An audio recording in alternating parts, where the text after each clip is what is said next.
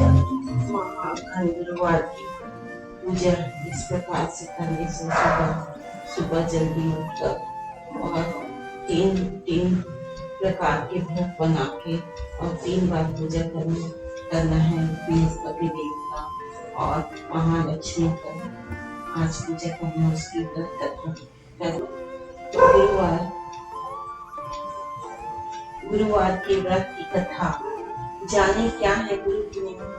प्राचीन काल की बात है, किसी राज्य में एक बड़ा प्रतापी और दानी राजा राज्य करता था।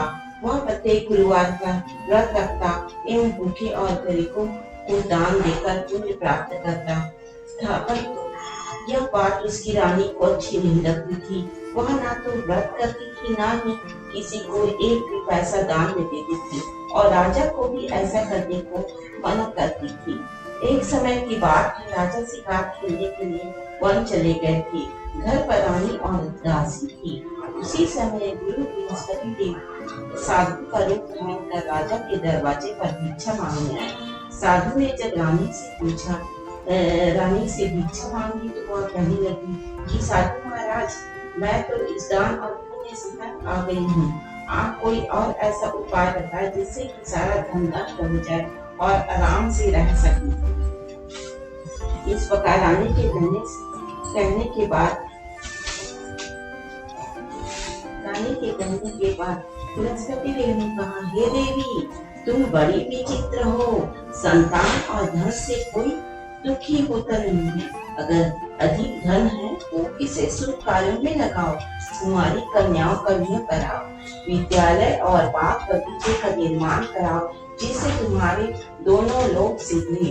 परंतु साधु की इन बातों से खुशी नहीं हुई। उसने कहा कि मुझे ऐसे धन की आवश्यकता नहीं जिसे मैं दान दूं और जिसे संभालने में मेरा सारा समय नष्ट हो जाए। जब साधु ने कहा, यदि तुम्हारी ऐसी इच्छा है तो मैं जैसा तुम्हें बताता हूँ, तुम घर को गोबर से लिपना और कपड़े लोभी के यहाँ धोने डालना। ऐसा बृहस्पति देव कहते हैं। अपने केसों को पीली मिट्टी से धोना, केसों को धोते समय स्नान करना, राजा से हजामत बनाने को कहना, भोजन में मांस मदिरा खाना, कपड़ा धोबी के यहाँ धोने डालना। इस प्रकार सात बृहस्पतिवार करने से तुम्हारा समस्त धन नष्ट हो जाएगा। इतना कहकर साधु रूपी बृहस्पति देव अंतर ध्यान हो गए। साधु के अनुसार कई बातों को पूरा करने में रानी को केवल 3 बृहस्पतिवार बीते थे कि उसकी सभी समस्त धन संपत्ति नष्ट हो गई। भोजन के लिए राजा का परिवार तरसने लगा। तब एक दिन राजा ने रानी से बोला कि हे रानी, तुम यहीं रहो, मैं दूसरे देश को जाता हूँ, क्योंकि यहाँ पर सभी लोग मुझे जानते हैं, इसलिए मैं कोई छोटा कार्य नहीं कर सकता। ऐसा कहकर राजा परदेश चला गया।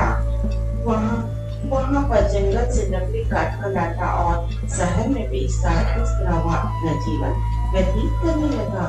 इधर राजा के परदेश जाते ही रानी और दासी दुखी रहने लगी।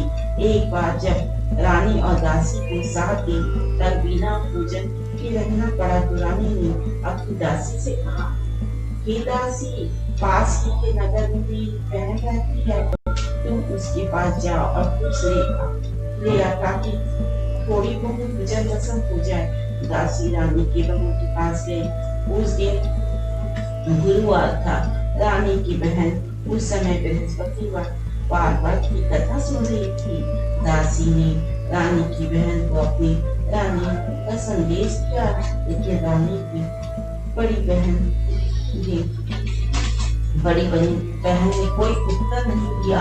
जब दासी को रानी की बहन से कोई उत्तर नहीं मिला तो वह बहुत दुखी हुई और उसे रोक दिया। दासी ने वापस आकर रानी को सारी बात बता सुनकर रानी ने अपने भाग्य को कोसा।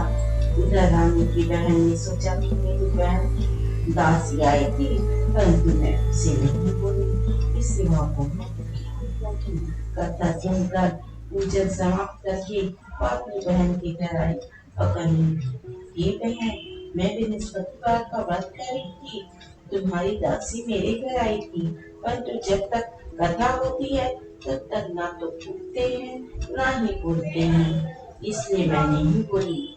कहो दासी, क्यों उठ गई थी? रानी बोली, बहन बहन, तुमसे क्या छिपाऊं, हमारे घर में खाने तक की अनाज नहीं था। ऐसा कहते कहते रानी की आंखें भर आई। उसने दासी समेत पिछले पिछले 7 दिनों से भूखे रहने तक की बात अपनी बहन को विस्तार पूर्वक सुना दी। रानी की बहन बोली, देखो बहन, भगवान बृहस्पतिवार सबकी मनोकामना को पूर्ण करते हैं। देखो, शायद तुम्हारे घर में अनाज रखा हो। पहले तो रानी को विश्वास नहीं हुआ, पर बहन के आग्रह करने पर उसने अपनी दासी को अंदर भेजा तो उसे सचमुच अनाज से भरा एक घड़ा मिल गया। यह देखकर दासी को बड़ी हैरानी हुई। दासी रानी से कहने लगी, हे रानी, जब हमको भोजन नहीं मिलता तो हम व्रत तो करते हैं, इसलिए क्यों ना तुमसे व्रत और कथा की विधि पूछ ली जाए ताकि हम भी व्रत करें। तब रानी ने अपनी बहन से बृहस्पतिवार के बारे में पूछा। उसकी बहन ने बताया, बृहस्पतिवार के व्रत में चने की दाल, मुनक्का, विष्णु भगवान को केले की जड़ में पूजन करें और दीपक जलाएं, व्रत कथा सुने और पीला भोजन की करें।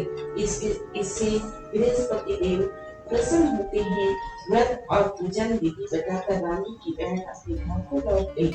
7 दिन के बाद जब गुरुवार आया तो रानी और दासी ने व्रत रखा। नुकसान में जाकर चना और गुड़ लेकर आई थी। उससे केले की जड़ और विष्णु भगवान का पूजन किया। अब पीला भोजन कहाँ से आए, इस बात को लेकर दोनों बहुत दुखी थे। जब उन्होंने व्रत किया था, इसलिए बृहस्पति देव उनसे प्रसन्न थे। इसलिए बृहस्पति देव महालक्ष्मी प्रसन्न थी। इसलिए वे एक साधारण व्यक्ति का रूप धारण कर 2 थालों में सुंदर पीला भोजन दासी को दे गए। भोजन पाकर दासी प्रसन्न हुई। फिर रानी के साथ मिलकर भोजन ग्रहण किया। उसके बाद वे सभी गुरुवार को व्रत और पूजन करने लगी। बृहस्पति भगवान की कृपा से उनके पास फिर से धन संपत्ति आ गई, परंतु रानी फिर से पहले की तरह आलस्य करने लगी। तब दासी बोली, देखो रानी, तुम पहले भी इस प्रकार आलस्य करती थी। तुम्हें धन रखने में कष्ट होता था, इस कारण सभी धन नष्ट हो गया। अब जब भगवान बृहस्पति की कृपा से धन मिला है, महालक्ष्मी की कृपा से धन मिला है, तो तुम्हें फिर से आलस्य होता है।